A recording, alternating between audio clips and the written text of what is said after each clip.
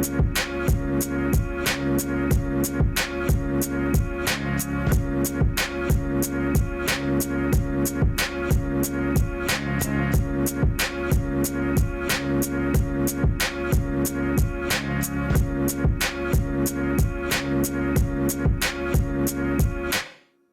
compact car segment has been growing and becoming more upscale as time goes by. With the 4th generation Mazda 3 getting more premium than ever, you begin to think if it's worth the price for what you get. That's what we're here to find out in this video. Ever since Mazda's renaissance with its Kodo design language, the brand has been producing handsome and eye-catching vehicles. The 3 is the latest model to wear the newest iteration of the Kodo design language, that is beauty through subtraction. So what does it mean is the design is much more simpler than ever. Look at the sides of the car. It's very simplistic. There are no aggressive lines. Because what we try to promote in the all-new Mazda 3 is how the light interplays with the paint of the car and the curves of the car itself. There are different looks for the sedan and the hatchback, which were inspired by the Mazda Vision Coupe concept and the Mazda RX Vision concept respectively. The sedan wears a more luxurious and elegant approach, while the hatchback has a more dynamic and sporty appearance. The front end sees a large grille taking center stage, which is bordered with thin LED headlights. It's refreshing to see that Mazda isn't going with the trend of fake vents. The side profile has a sultry and seductive shape with smooth curves to accentuate the vehicle's stance. I know the hatchback is receiving a lot of criticisms, specifically the C-pillar, but it is much more appealing in person than in pictures.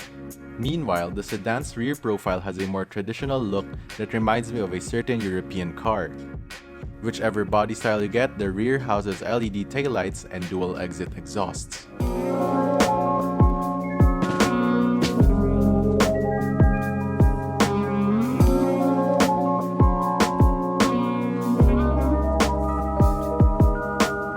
The less is more approach continues inside. A minimal and horizontal design take over the dashboard.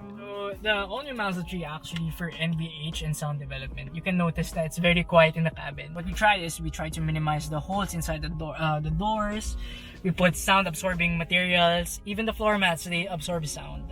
To top it all off, actually, we tried to develop also a 12-piece Bose sound system inside the top-of-the-line Mazda 3. So we're gonna test the speakers now. So 12 speakers, subwoofer, woofer.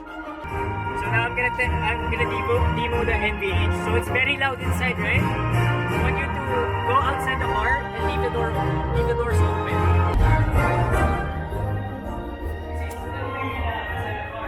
Yeah.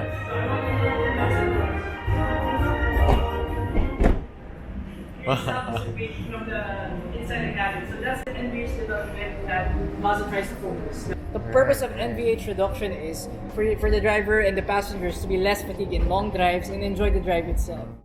Controlling the 8.8-inch infotainment system is done by a rotary knob conveniently located at the center console. It is not a touchscreen this time as it sits way forward but within the driver's sightline. The infotainment is Apple CarPlay and Android Auto capable. Overall design is cohesive and ergonomic. The HVAC controls have physical buttons and are very easy to operate. There are generous amounts of storage spaces neatly located inside. The driver holds a leather-wrapped steering wheel with multifunction controls. Vehicle information is displayed through a mix of digital and analog gauges. The center speedometer doubles as a trip computer and a display for the active safety systems. The top-of-the-line hatchback receives a red leather interior, while other variants get a black interior. Whichever variant you get, you will be treated to an interior with premium soft touch materials. I specifically like the stitched leather accentuating the dashboard. Seating position is great with a lot of adjustment, including a memory function for the top-of-the-line variant, while the seats themselves feel comfortable and well bolstered. To show how premium this car is, the LED dome lights open cinematically. If you find the black interior a little too dark, the sunroof comes as standard in all variants. Getting in the rear of the 3, you have to be mindful of your head because of the sloping roofline on the hatchback. Space is generous for my 5'5" frame, but sitting 3 abreast may be a squeeze. I've put the front seat in my driving position and I have just the right amount of legroom, though people taller than me may find it tight. In addition, the small rear windows of the hatchback makes it feel dark and compact inside. Thankfully, there's a lot of headroom and foot space. Rear cargo is rated at 13.2 cubic feet and 20.1 cubic feet for the sedan and hatchback respectively, with the rear seats folding down 60-40.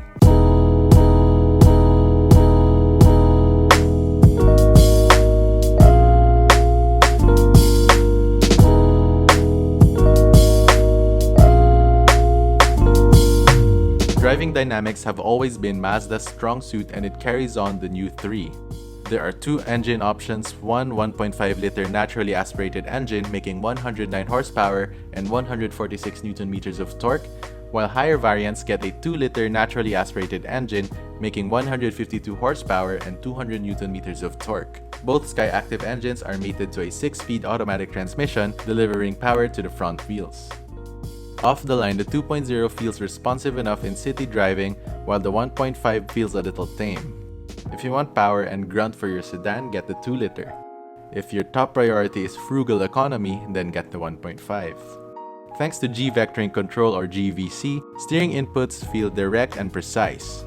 Mazda says they have toned down the steering dynamics compared to the previous gen, but the change is barely noticeable for most people.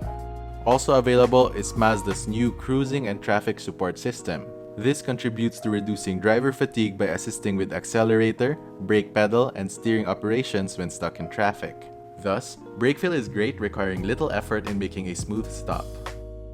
If there's one area Mazda improved significantly, it's the ride comfort. It's remarkably quiet inside, and the suspension manages small bumps pretty well. Visibility is great thanks to an expansive windshield and low-position dashboard. However, there's a prominent blind spot due to the hatchback's C-pillar design. Gripes aside, the Mazda 3 will still make you want to celebrate driving. The new 3 is available with Mazda's iActive Sense. It is a suite of driving safety technologies that features front cross-traffic alert, driver attention alert, and collision avoidance technologies, all help to lessen common accidents on the road.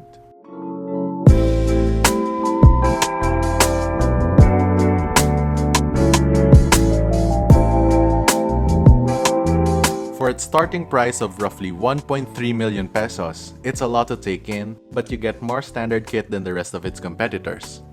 In a world full of practical crossovers and SUVs, the Mazda 3 can be a tough proposition.